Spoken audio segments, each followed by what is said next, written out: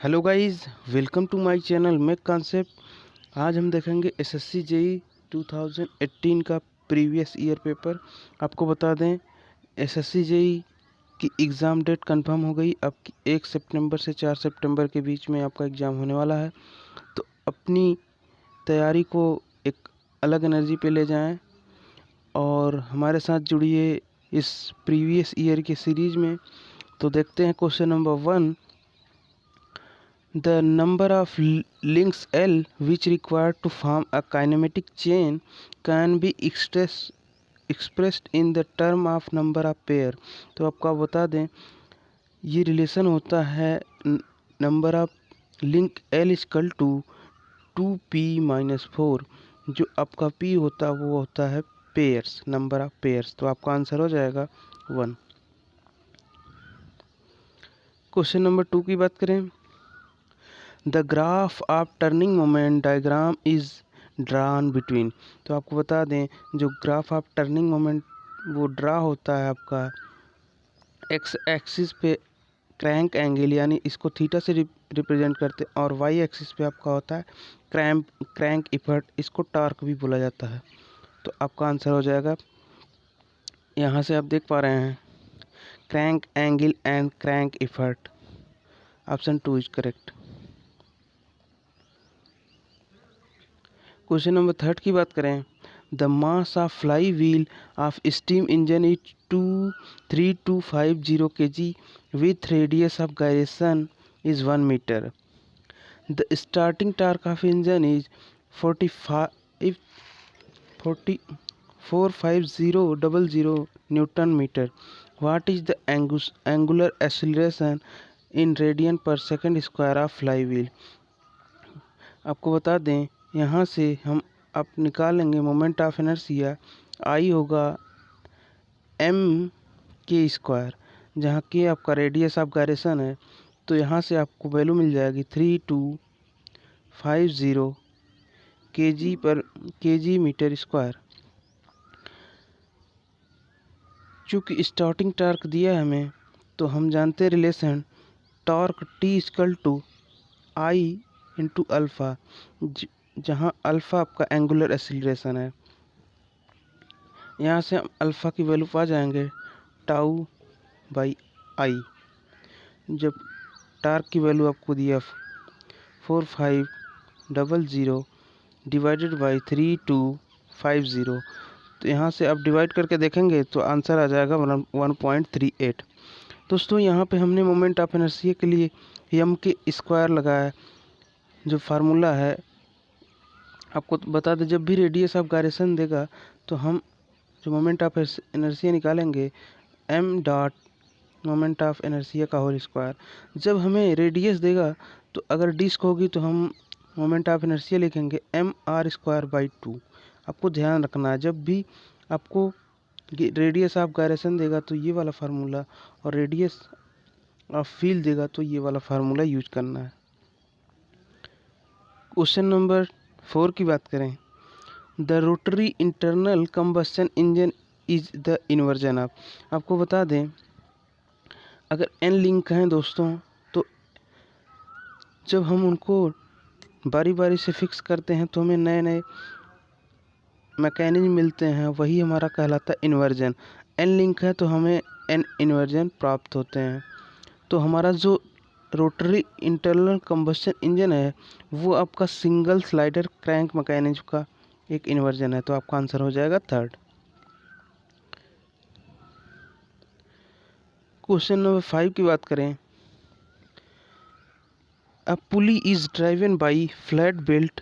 The maximum tension produce in the belt is 1400 Newton. The belt has density 100 kg per meter cube, 100 mm wide and 5 mm thick. What is the speed of belt for maximum power? तो आपको बता दें, for maximum power की condition होती है, जो T maximum होता है दोस्तों, वो होता है आपका 3 टाइम्स ऑफ सेंट्रीफ्यूगल टेंशन। यहाँ से हम पा जाएंगे सेंट्रीफ्यूगल टेंशन की वैल्यू आपका टी मैक्सिमम डिवाइडेड बाई 3। तो बात करें, हमें यहाँ पे जो सेंट्रीफ्यूगल टेंशन की वैल्यू होती है वो होती है mv²। चूँकि हमें डेंसिटी और थिकनेस दिया तो हम यहाँ से मास पा जाएंगे आपका रो v into T into unit width ले लेंगे दोस्तों। तो यहाँ से हम देख रहे हैं आपका, यहाँ से हम डिवाइड कर देंगे, आ जाएगा 1400 डिवाइडेड बाई 3 इंटू m की वैल्यू हो जाएगी 10⁻³ इंटू 0.1 इंटू 0.005 v²। यहाँ से वैल्यू जब निकालेंगे दोस्तों तो आपका आ जाएगा 30.55 मीटर पर सेकेंड। आई होप आपको फार्मूले अच्छे से क्लियर हो गए। सबसे पहले आपका जो कंडीशन होती है मैक्सिमम पावर के लिए होती है, टी मैक्सिमम जो होता है वो 3 टाइम्स होता है सेंट्रीफ्यूगल टेंशन के। क्वेश्चन नंबर 6 की बात करें, the pressure distribution in uniform wear theory. तो आपको बता दें जो यूनिफॉर्म वियर थियरी आपका यूज होता है क्लच में दोस्तों, ये ओल्ड क्लच के लिए यूज होता है, आपको ध्यान रखना है, कई बार यही एग्जाम में पूछ लिया जाता है। इसमें जो रिलेशन आता है प्रेशर इनटू रेडियस का जो प्रोडक्ट होता है वो कांस्टेंट होता है, इसी को बोलते हैं आपका वियर कांस्टेंट। तो यहाँ से आप देख पा रहे हैं जो प्रेशर है इनवर्सली प्रोपोर्शनल है दोस्तों आपका रेडियस ऑफ डिस्क के। तो आपका आंसर हो जाएगा inversely proportional to radius, option 3 is correct. Question number 7 की बात करें, when the friction lining is new the wear varies. तो आपको बता दें जब भी हमारा न्यू क्लच होगा दोस्तों तो हम यूज करेंगे यूनिफॉर्म प्रेशर थियरी, ये आपको ध्यान रखना है। जस्ट अभी देखा जो प्रेशर और रेडियस का प्रोडक्ट होता है दोस्तों वही होता है हमारा वियर कांस्टेंट, इसको बोलते हैं वियर कांस्टेंट। तो यहाँ से आप देख रहे हैं जो वियर कांस्टेंट है डायरेक्टली प्रोपोर्शनल है रेडियस ऑफ डिस्क के या क्लच के। तो आपका आंसर हो जाएगा directly to radius. Question number 8 की बात करें, what is the radial distance of tooth from pitch circle to top of tooth. तो आपको बता दें जो टूथ की प्रोफाइल होती है कुछ होता है ये डिडेंडम सर्किल होता है, फिर आपका आता है बेस सर्किल, फिर आपका आता है pitch circle and above last में आता है आपका अडेंडम सर्किल। चूँकि जो इनवॉल्यूट प्रोफाइल जनरेट होती है वो होती है बेस सर्किल से दोस्तों, तो पिच सर्किल से जो एबव पार्ट होता है टॉप ऑफ टूथ ये आपका होता है एडेंडम। तो आपका आंसर हो जाएगा 2 एडेंडम। क्वेश्चन नंबर 9 की बात करें, which of following statement is true about the contact ratio. आपको बता दें जो कॉन्टैक्ट रेशियो होता है दोस्तों, कॉन्टैक्ट रेशियो डिफाइंड होता है पाथ ऑफ कॉन्टैक्ट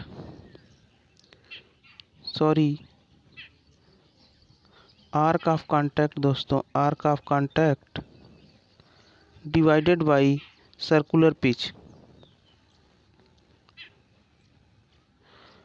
जो सर्कुलर पिच की वैल्यू होती है दोस्तों वो होती है pi into modulus.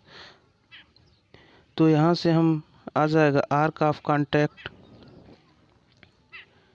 Divided by pi M.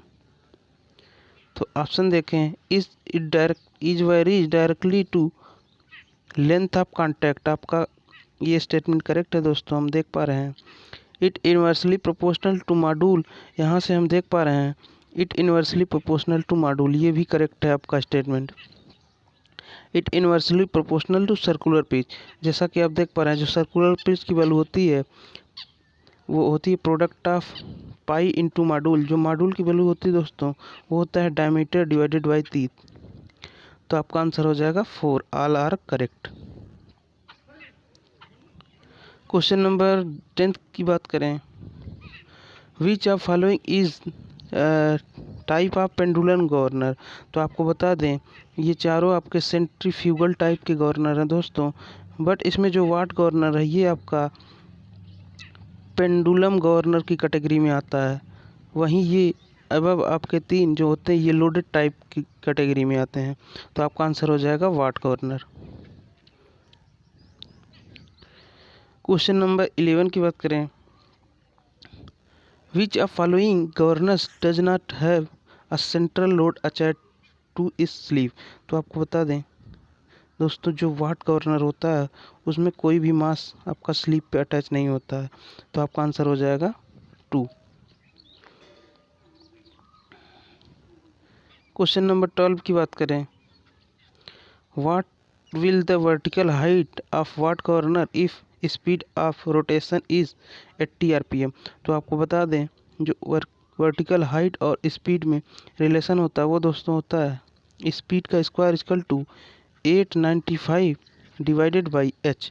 जो एच लेंगे दोस्तों ये आपका हम लेंगे मीटर में, तो यहाँ से एच की वैल्यू आ जाएगी 895 डिवाइडेड बाई एन स्क्वायर, तो यहाँ से वैल्यू पुट करेंगे 895 डिवाइडेड बाई 80 का 100 आएगा 6400, तो अब यहाँ से डिवाइड करके देखेंगे तो हमारा आंसर आ जाएगा 0.14 मीटर।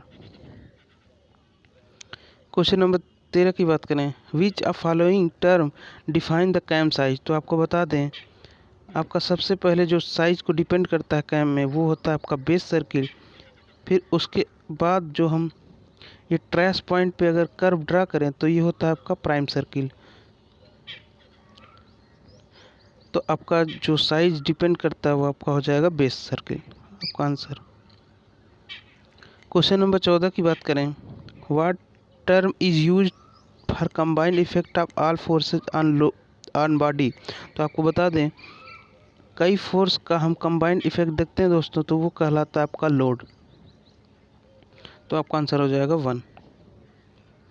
वहीं बात कर लें स्ट्रेस की, तो स्ट्रेस डिफाइंड होता है दोस्तों सिग्मा से, और ये होता है लोड डिवाइडेड बाय एरिया। वहीं स्ट्रेन होता है दोस्तों change in length divided by length, तो आपका तीनों टर्म आपका डिफाइंड हो गया है यहाँ से।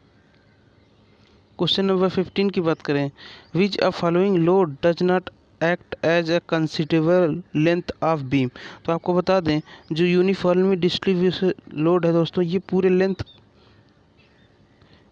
बीम की लेंथ पे एक्ट करता है, एक समान इंटेंसिटी होती है। वहीं बात करें ट्रायंगुलर की, तो ये आपका यूनिफॉर्म वेरिइंग इंटेंसिटी का लोड होता है, ये पूरे लेंथ पे एक्ट करता है। बात करें पॉइंट लोड की दोस्तों, ये किसी पर्टिकुलर पॉइंट पे एक्ट करता है, ना कि पूरे आपके लेंथ ऑफ बीम पे, तो आपका आंसर हो जाएगा 3rd point load. Question number 16 की बात करें, which term state the SI unit of stress, तो आपको बता दें जो स्ट्रेस की वैल्यू होती है वो होती है लोड डिवाइडेड बाय एरिया। अगर हम लोड को न्यूटन में रखें दोस्तों तो न्यूटन, एरिया होता है आपका मीटर स्क्वायर, या अगर हम एमएम में रख रहे हैं तो हो जाएगा एमएम स्क्वायर। दोस्तों न्यूटन पर एमएम स्क्वायर को हम बोलते हैं मेगा पास्कल, आपको ध्यान रखना है, तो आपका आंसर हो जाएगा 3rd। क्वेश्चन नंबर 17 की बात करें, the maximum shear stress theory was proposed by, तो आपको बता दें जो मैक्सिमम शियर स्ट्रेस थियरी वो गिवन बाई है आपका ट्रेस्का। वहीं बात करें रैंकाइन थियरी की, तो ये है आपका maximum stress theory. Question number 18 की बात करें, the equivalent length of column when both the ends are fixed, तो जब भी आपका बोथ इंड्स फिक्स हो दोस्तों तो जो इक्विवेलेंट लेंथ आती होती L/2, तो आपका आंसर हो जाएगा 2। बात करें अगर दोनों आपके इंड हिंज्ड हैं तो आपकी जो लेंथ होगी वो आपकी इक्वल लेंथ होगी। बात करें एक इंड फिक्स्ड और एक फ्री है तो जो इक्विवेलेंट लेंथ आएगी वो 2 टाइम्स ऑफ लेंथ की आएगी। वहीं एक लिंक फिक्स्ड, एक इंड फिक्स्ड और एक इंड हिंज है दोस्तों तो आती है आपकी L/√2। तो आपको चारों कंडीशन ध्यान रखना है, बहुत बार एग्जाम में पूछा गया है। क्वेश्चन नंबर 19 की बात करें, the slenderness ratio of column is. तो आपको बता दें जो सिलेंडरनेस रेशियो होता है दोस्तों, वो आपका डिफाइंड होता है length of column equivalent length of column divided by radius of gyration. जो रेडियस ऑफ गायरेशन यहाँ से हम दोस्तों फाइंड करते हैं, चूँकि हमें मोमेंट ऑफ इनर्शिया और रेडियस ऑफ गायरेशन में रिलेशन पता है वो, तो यहाँ से हम रेडियस ऑफ गायरेशन फाइंड कर लेंगे और यहाँ से वैल्यू हम रिलेशन में देख पा रहे हैं। जो सिलेंडरनेस रेशियो डायरेक्टली प्रोपोर्शनल है इफेक्टिव लेंथ के, तो हो जाएगा आपका answer directly proportional to effective length. Option 1 is correct. The Rankine, question number 20 की बात करें, the Rankine theory is applicable to. तो आपको बता दें जो रैंकाइन थियरी होती है उसका कंडीशन होता है ये लॉन्ग और शॉर्ट कॉलम दोनों के लिए यूज होती है दोस्तों। तो आपका आंसर हो जाएगा third, both short and long column. आपको बता दें अगर हमारा यूलर लोड पीई और क्रिटिकल लोड पीसी है, तो जो रैंकाइन लोड की वैल्यू आती है दोस्तों वो आती है PE into PC divided by PE plus PC. ये आपको ध्यान रखना है, डायरेक्ट एग्जाम में पूछ लिया जाता है। क्वेश्चन नंबर 21 की बात करें, which of following assumption incorrect about long column. तो आपको बता दें option 1 the column behaves elastically, ये करेक्ट है दोस्तों। The load act perfectly axial and passes through centroid of column, ये भी करेक्ट है दोस्तों। The weight of column is neglected, ये भी आपका एजम्पशन में मेंशन होता है। बात करें ऑप्शन 4 की, the material is non homogeneous and anisotropic, ये आपका इनकरेक्ट है दोस्तों। तो आंसर हो जाएगा 4, क्योंकि जो इसमें एजम्पशन होता है वो होमोजीनियस और आइसोट्रॉपिक मटेरियल एज्यूम किया जाता है, आइसोट्रॉपिक, आपको ध्यान रखना है। क्वेश्चन नंबर 22 की बात करें, what is the maximum shear stress on wall of thin. यहाँ पे ध्यान देने वाली बात है दोस्तों, wall of thin cylinder if it has diameter D, thickness of T and gauge pressure of cylinder is P. तो आपको बता दें जो हुप स्ट्रेस होती है दोस्तों यहाँ पे होती है PD/2T इन सिलेंडर केस में, और जो लॉन्गिट्यूडिनल स्ट्रेस होती है वो होती है PD/4T। चूँकि दोस्तों यहाँ वॉल ऑफ थिन सिलेंडर बोला तो हम जो मैक्सिमम शियर स्ट्रेस होगा वो होगा hoop stress divided by longitudinal stress divided by 2, hoop stress minus longitudinal stress divided by 2। यहाँ से वैल्यू आ जाएगी आपकी PD/4 PD/8T। तो आपका आंसर करेक्ट हो जाएगा सी। क्वेश्चन नंबर 23 की बात करें, what is the volumetric strain in the thin cylinder subjected to internal pressure having hoop stress of 200 megapascal, modulus of elasticity E is 200 gigapascal, the Poisson ratio. तो आपको बता दें जो वॉल्यूमेट्रिक और पॉइजन रेशियो में रिलेशन होता है वो होता है दोस्तों PD/4T in divided by E 5 - 4 mu.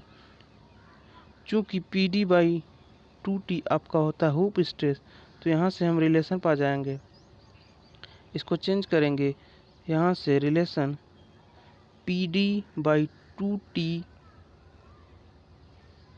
1/2E 5 - 4 mu.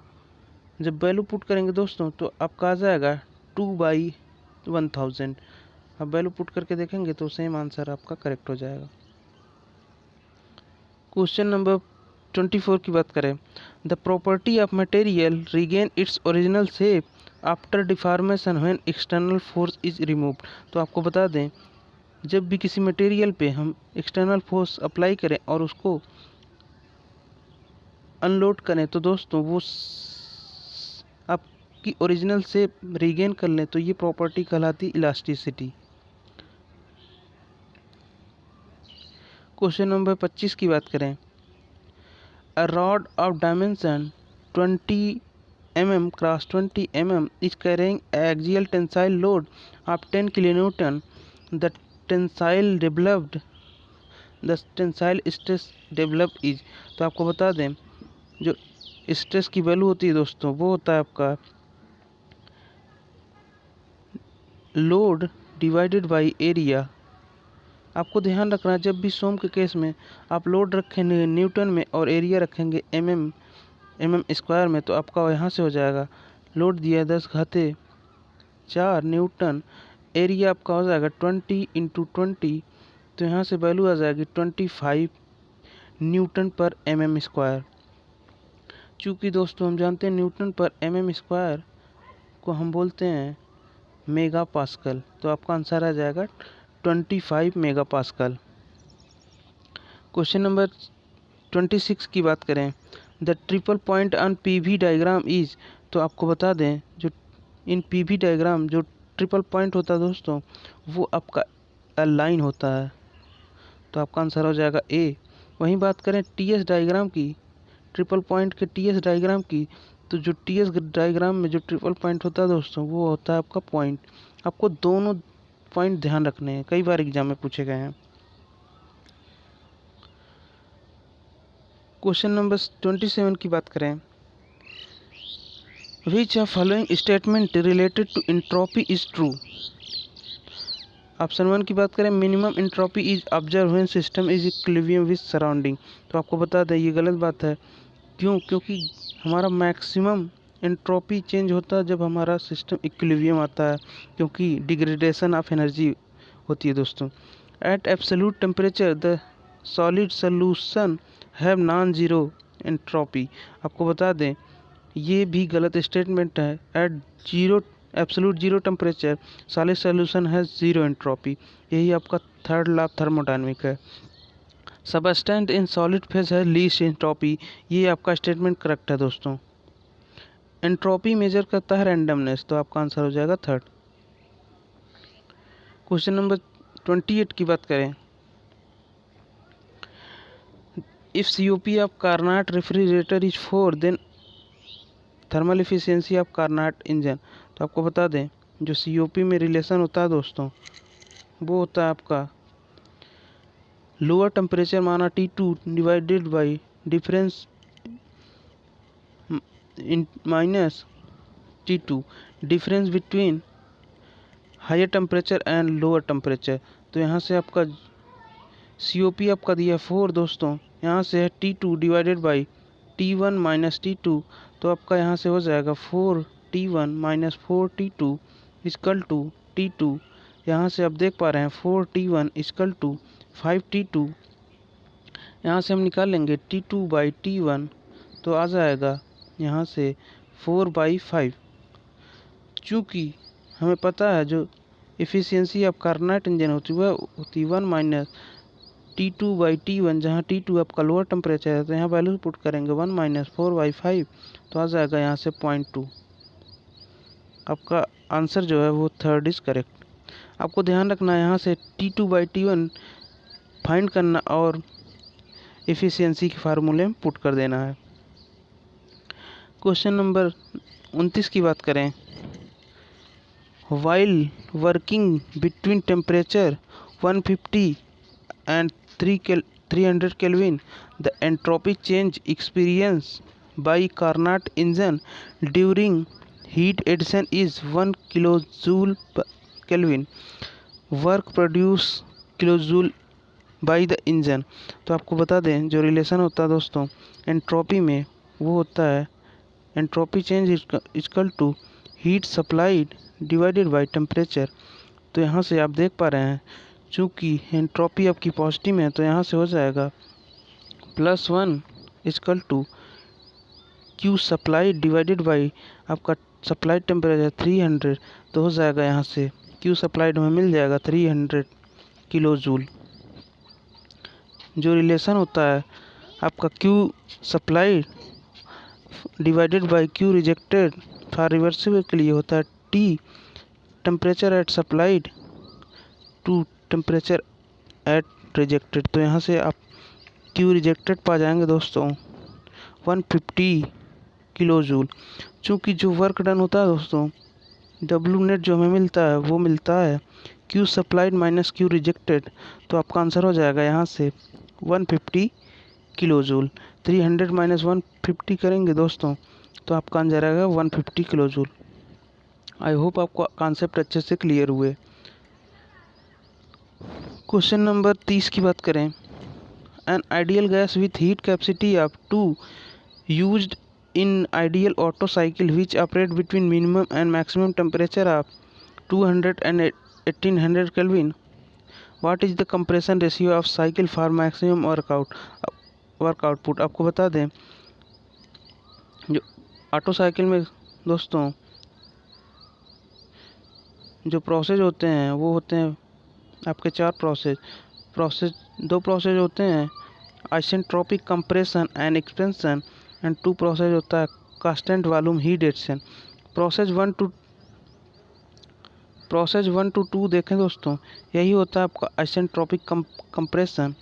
तो यहाँ से रिलेशन आता है P1 V1 के power gamma equal to P2 V2 के पावर गामा। चूँकि हमें वॉल्यूम और टेम्परेचर में रिलेशन चाहिए तो हम PV इक्वल टू RT से रिप्लेस करेंगे। चूँकि जो कंप्रेशन रेशियो होता है दोस्तों वो V1/V2 होगा, volume before the compression divided by volume after the compression. यहाँ से जब हम वैल्यू पुट करेंगे दोस्तों PV equal to RT in equation 1, तो हमें रिलेशन मिलेगा V1 के पावर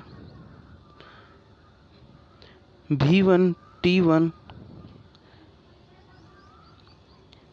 के power gamma -1 equal to T1 into T2 into V2 के पावर गामा -1। यहाँ से अगर हम V1/V2 देखें दोस्तों तो आएगा आपका आंसर T2/T1 के पावर गामा -1। चूँकि हमारा V1/V2 ही आपका कंप्रेशन रेशियो है तो यहाँ से आ जाएगा T2 maximum temperature divided by minimum temperature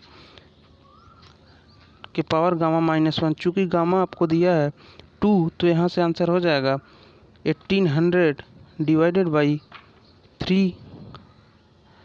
200 के पावर 2 - 1। तो यहाँ से आप देख रहे हैं जो कंप्रेशन रेशियो आ रहा है आपका आ जा रहा है यहाँ से 9। यहाँ ऑप्शन में दोस्तों आपका 9 होना चाहिए, तो यहाँ से आंसर हो जाएगा 9। आपको ध्यान रखना है। फाइनल रिलेशन जो कंप्रेशन रेशियो का आता है दोस्तों ये आता है आपका compression ratio equal to T2/T1 के पावर गामा -1। क्वेश्चन नंबर 31 की बात करें, N auto cycle the air is compressed from 3 litre to 2.5 liter from a starting pressure of 1.5 kg meter centimeter square. The net output of cycle is 400 kilojoule. What is the mean effective pressure of cycle? तो आपको बता दें जो mean effective pressure का relation होता है दोस्तों और वर्क डन में मीन इफेक्टिव प्रेशर डिफाइंड होता है work done divided by swept volume.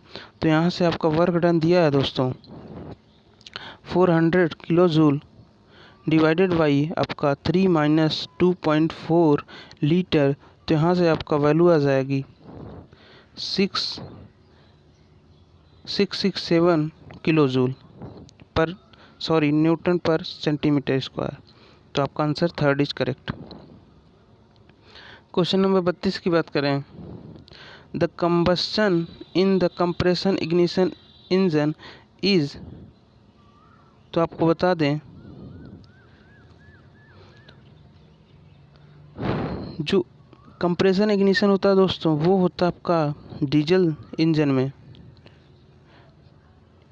इसमें जो मिक्सचर होता है दोस्तों petrol at time of suction only air आपकी सक होती है दोस्तों सिलेंडर में, और आफ्टर कंप्रेशन आपका फ्यूल इंजेक्ट किया जाता है। तो ये आपका होता है हेट्रोजीनियस मिक्सचर। तो आपका आंसर हो जाएगा 1 एंड ओनली 1। क्योंकि आपका एयर अलग कॉम्बिनेशन है दोस्तों और पेट्रोल अलग, इसलिए आपका होता है हेट्रोजीनियस। क्वेश्चन नंबर 33 की बात करें, which a following formula hold true for dryness fraction. तो आपको बता दें, अगर मास ऑफ वेपर आपका m भी है, मास ऑफ लिक्विड ml है, तो जो हमारा ड्राइनेस फ्रैक्शन होता है दोस्तों, मान लीजिए x से डिफाइन करें तो ये होता है मास of vapour divided by total mass of liquid plus mass of vapour. तो यहाँ से हम ऑप्शन में देख लेंगे, ऑप्शन ए इज करेक्ट हो जाएगा। क्वेश्चन नंबर 34 की बात करें, which gas will produce a highest efficiency in ideal auto cycle for same compression ratio. तो आपको बता दें, जो आइडियल साइकिल ऑटो साइकिल की इफिशियंसी आती है 1 माइनस कंप्रेशन रेशियो के पावर गामा -1। आप देख पा रहे हैं जो यहाँ पे इफिशियंसी वो डिपेंड कर रही है गामा पे दोस्तों। गामा होता है CP/CV का रेशियो। चूँकि गामा दोस्तों, अगर गामा आपका ज़्यादा होगा तो आपकी इफिशियंसी बढ़ेगी, क्योंकि ये वैल्यू आपकी इंक्रीज करेगी तो 1 होल ये डिक्रीज करेगी तो एफिशिएंसी आपकी बढ़ेगी। चूँकि जो गामा होता है दोस्तों वो होता है 1 + 2/f। जो f होता है डिग्री ऑफ फ्रीडम होता है दोस्तों।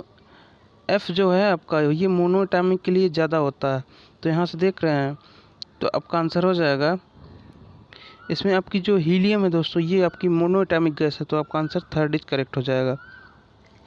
क्वेश्चन नंबर 35 की बात करें, in Mollier diagram which the isotherm the super heat region at the low pressure becomes. तो आपको बता दें, जो आइसोथर्म वो हो जाता है आपका हॉरिजॉन्टल। आपको कुछ चीज़ें ध्यान रखनी है, तो आपका आंसर हो जाएगा 2। क्वेश्चन नंबर 36 की बात करें, if heat rejected from the system is 0 then which of following statement is true. Option 1 की बात करें, net work is equal to heat absorb work efficiency is 100%। ये करेक्ट स्टेटमेंट है दोस्तों। मान लीजिए कोई थर्मल रिजर्वायर है और T टेम्परेचर से Q सप्लाइड इंजन को हो रही है और ये आपका पूरे हीट को वर्क में कन्वर्ट कर दे रहा है, तो आपकी एफिशिएंसी हो जा रही है दोस्तों 100%। Heat exchange from a single heat reservoir only. तो आपको बता दें, यहाँ जो हमने फिगर बनाया ये आपका केल्विन प्लांक का स्टेटमेंट है दोस्तों, कि सिंगल रिजर्वायर से आपका टोटल हीट को एब्जॉर्ब करके वर्क में कन्वर्ट कर दे, ऐसी कोई डिवाइस नहीं है। तो it's violets kelvin Planck statement. तो हमारे तीनों स्टेटमेंट करेक्ट हो जाएंगे, तो आपका आंसर हो जाएगा 4 all are correct statement. Question number 37 की बात करें, for same heat added and same compression ratio. तो आपको बता दें, जब भी कंप्रेशन रेशियो की बात हो दोस्तों, आपको ध्यान रखना है। बहुत बार एग्जाम में पूछा गया, जो ऑटो साइकिल होती है दोस्तों, इफ़िशियंसी वो आपकी ज़्यादा होती है डीजल साइकिल से, और जो ड्यूल साइकिल की इफ़िशियंसी होती है वो आपका लाई करती है बिटवीन ऑटो एंड डीजल। तो आपको ध्यान रखना है। तो यहाँ से आ जाएगा, Otto cycle is more efficient than diesel cycle. जब भी आपकी कंप्रेशन रेशियो की बात होगी दोस्तों, तो आपको ध्यान रखना है ऑटो साइकिल हमेशा एफिशिएंट होगी, और other than compression ratio condition है तो आपकी डीजल साइकिल ज़्यादा एफिशिएंट होगी। क्वेश्चन नंबर 38 की बात करें, which gas can attend a highest efficiency for same compression rise. तो आपको बता दें, सेम कंप्रेशन के लिए जो मोनोएटॉमिक गैस होती है दोस्तों वो ज़्यादा एफिशिएंसी देगी। क्योंकि आपका जो एफिशिएंसी का रिलेशन होता है ऑटो साइकिल में होता है 1 - R के पावर गामा -1। चूँकि इसका गामा यानी स्पेसिफिक हीट रेशियो आपका ज़्यादा है, तो इसलिए आपकी एफिशिएंसी आपकी ज़्यादा होगी। तो आपका आंसर हो जाएगा 3rd। क्वेश्चन नंबर 39 की बात करें, the structure is obtained by austempering process. तो आपको बता दें, जो ऑस टेम्परिंग होता है दोस्तों, इसमें आपका बेनाइट स्ट्रक्चर फॉर्म होता है। तो आपका आंसर हो जाएगा 2। वहीं बात करें मार्टेनसाइट की, तो हमारा टेम्परिंग जब आपका heat treatment process martempering होता है तो हमें मिलता है मार्टेनसाइट की एक और खासियत दोस्तों, ये सबसे हार्डेस्ट कंस्टिट्यूएंट ऑफ स्टील का, तो ये है हार्डेस्ट, आपको ध्यान रखना है। क्वेश्चन नंबर 40 की बात करें, the pre heating is essential in welding. आपको बता दें, जब भी हम ब्रिटल मटेरियल की वेल्डिंग करते हैं दोस्तों, तो हम उसे प्री हीट करते हैं क्रैक को अवॉइड करने के लिए। तो आपका आंसर इसमें हो जाएगा कास्ट आयरन, क्योंकि ये एक आपका ब्रिटल मटेरियल है। क्वेश्चन नंबर 41 की बात करें, dash is the hardest known material. तो आपको बता दें, जो डायमंड होता है दोस्तों, वो आपका सबसे हार्डेस्ट मटेरियल होता है। तो आपका आंसर हो जाएगा थर्ड। क्वेश्चन नंबर 42 की बात करें, fluid is the substance which offer no resistance to change of. तो आपको बता दें, जैसा कि आप जानते हैं, फ्लूइड को जिस शेप में चाहें आप बना सकते हैं। आप मान लीजिए लिक्विड है, उसको आप ग्लास में भरेंगे तो ग्लास का शेप ले लेगा, एक थाली में रखेंगे तो थाली का शेप ले लेगा। तो आपका आंसर हो जाएगा शेप, क्योंकि एक निश्चित शेप नहीं होता फ्लूइड का। क्वेश्चन नंबर 43 की बात करें, the density of water is maximum. दोस्तों यहाँ पे जो टेम्परेचर दिया है वो सेंटीग्रेड में दिया है और केल्विन में है। तो चूँकि हम जानते हैं वॉल्यूम और टेम्परेचर में डिफरेंट रिलेशन जो होता है ग्राफ में दोस्तों, अगर हम बात करें एट 4 सेंटीग्रेड जो वॉल्यूम होता है वाटर का, वो सबसे मिनिमम होता है दोस्तों। यहाँ पे वॉल्यूम होगा दोस्तों, और एक्स एक्सिस पे आपका टेम्परेचर है और वाई एक्सिस पे वॉल्यूम है। तो जो ये पॉइंट है ये आपका है 4 सेंटीग्रेड। चूँकि हम देख रहे हैं जो मास और डेंसिटी और वॉल्यूम में रिलेशन होता है, mass equal to density into volume. चूँकि मास आपका कांस्टेंट, तो यहाँ से डेंसिटी इन्वर्सली प्रोपोर्शनल हो जाएगा वॉल्यूम के। तो यहाँ से जो ग्राफ बनेगा डेंसिटी और टेम्परेचर में दोस्तों, तो होगा 4 सेंटीग्रेड पे मैक्सिमम डेंसिटी होगी। अगर हम वाई एक्सिस पे डेंसिटी और एक्स एक्सिस पे टेम्परेचर को कंसीडर करें तो आपका हो जाएगा मैक्सिमम। तो आपका आंसर हो जाएगा थर्ड, 4 सेंटीग्रेड। क्वेश्चन नंबर 44 की बात करें, a perfect gas has constant viscosity has zero viscosity incompressible. आपको बता दें, जो आइडियल गैस होता है दोस्तों, उसमें आपकी होती जीरो विस्कोसिटी, क्योंकि intermolecular force of attraction is zero. तो इसमें आपकी कोई भी कंडीशन रियल गैस के लिए नहीं है, सॉरी परफेक्ट गैस। तो आपका आंसर हो जाएगा 4, non of these.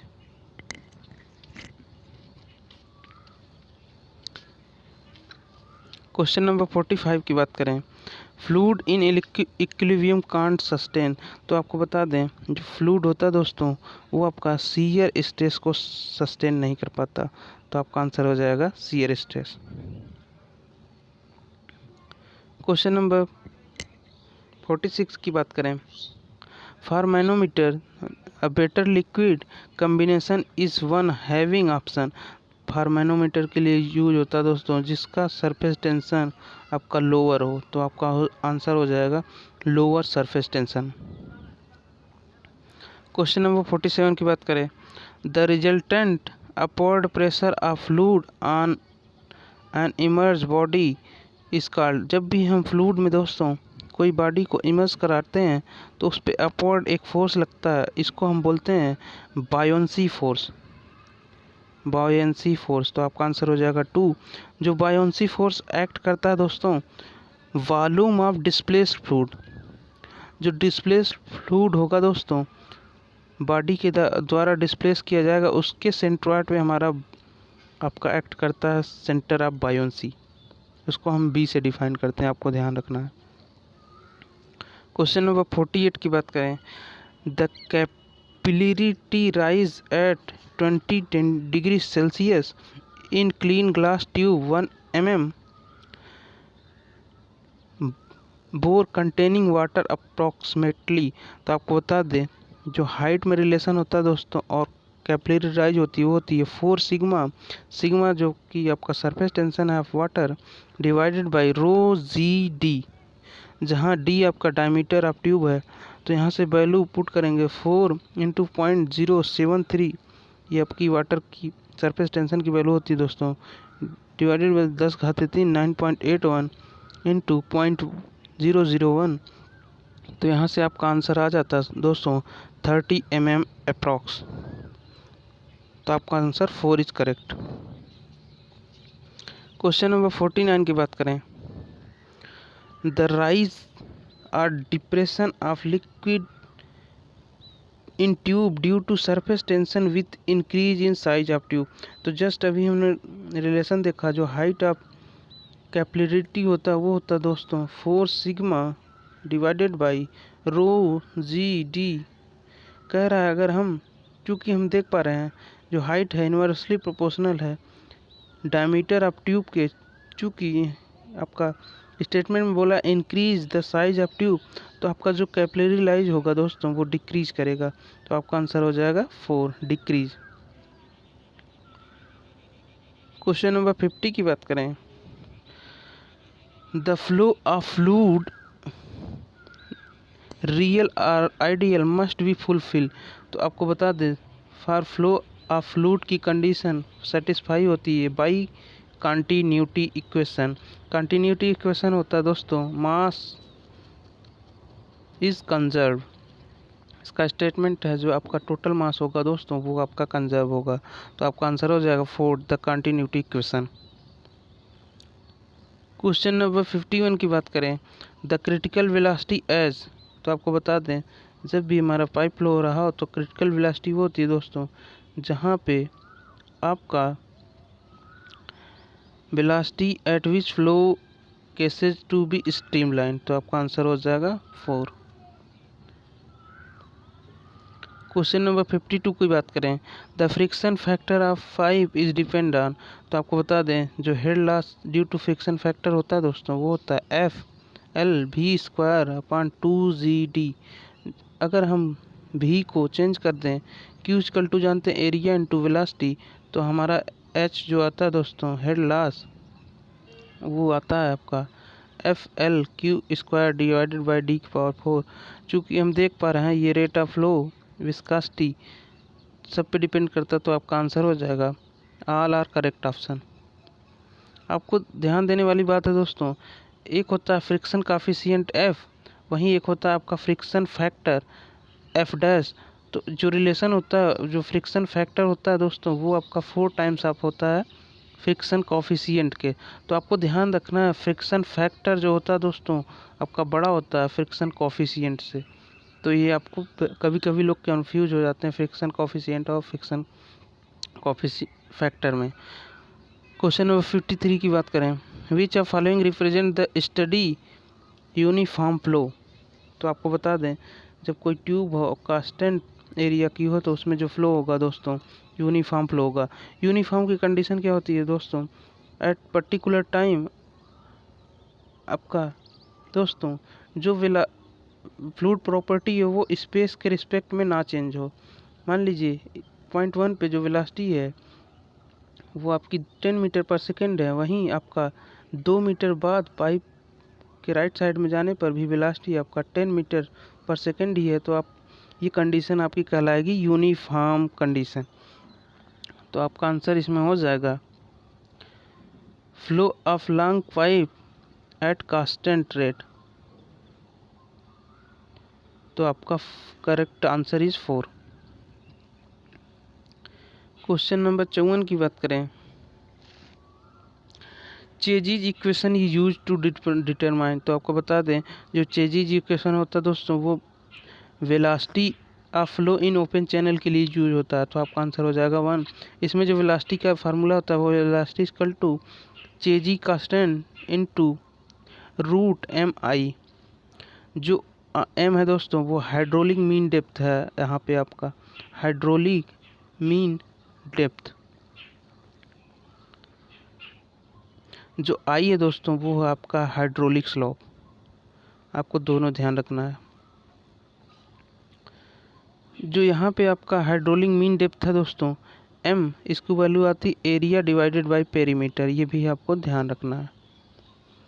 Question number 55 की बात करें, A blob body is the body such a shape that pressure drag as compared to friction drag. तो आपको बता दें बल्ब बॉडी में जो प्रेशर ड्रैग होता है वो आपका ज़्यादा होता है आपके फ्रिक्शन ड्रैग से, तो आपका आंसर हो जाएगा मोर। वही बात करें इस दोस्तों स्ट्रीमलाइन बॉडी की, तो आपका प्रेशर ड्रैग आपका लेस होता है टू फ्रिक्शन ड्रैग के, ये आपको ध्यान रखना है बल्ब बॉडी और स्ट्रीमलाइन बॉडी में डिफरेंस। क्वेश्चन नंबर 56 की बात करें, for best hydraulic rectangular cross section of open channel its depth should be equal to.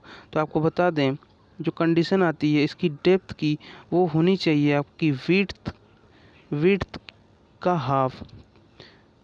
अगर विड्थ को हम बी से डिफाइन करें तो यहाँ से कंडीशन जो आती है वो होती है depth equal to width by divided by 2।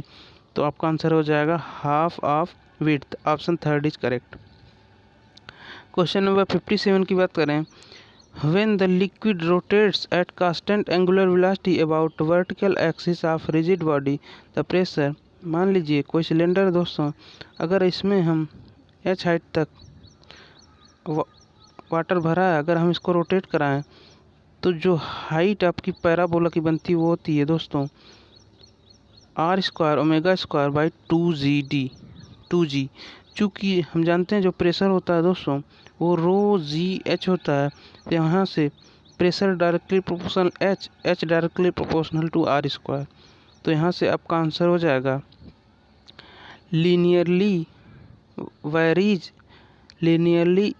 Square of radial distance. तो हो जाएगा third option is correct, varies at square of radial distance. Question number 58 की बात करें, the rate of change of moment of momentum represent. आपको बता दें दोस्तों मोमेंटम की बात करें तो ये होता है मास इनटू वेलोसिटी। हम जानते हैं rate of change of momentum ही आपका होता है फोर्स। तो फोर्स का अगर मोमेंट लें दोस्तों, फोर्स का मोमेंट लें अगर हम रेडियल डिस्टेंस से मल्टीप्लाई करें तो ये आपका होता है टार्क। तो यहाँ से हो जाएगा rate of change of moment of momentum is torque applied by fluid. तो आपका आंसर हो जाएगा 2। क्वेश्चन नंबर 59 की बात करें, the separation of flow occurs when pressure gradient.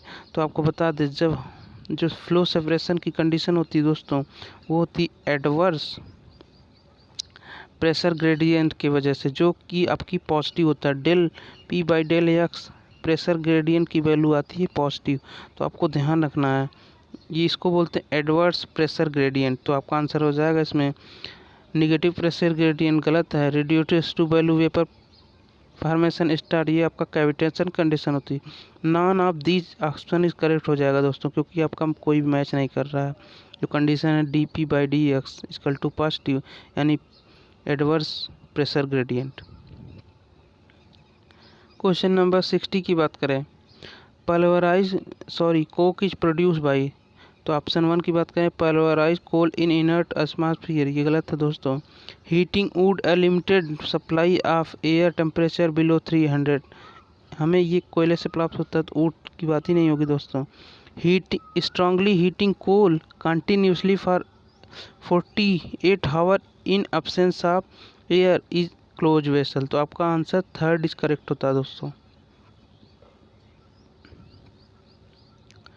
Question number 61 की बात करें, 1 kg of steam sample contest 0.8 kg dry steam, it's dryness fraction. तो आपको बता दें ड्राइनेस फ्रैक्शन जो होता है दोस्तों अगर एक्स से डिफाइन करें तो होता है मास of vapour divided by mass of liquid plus सब मास ऑफ वेपर।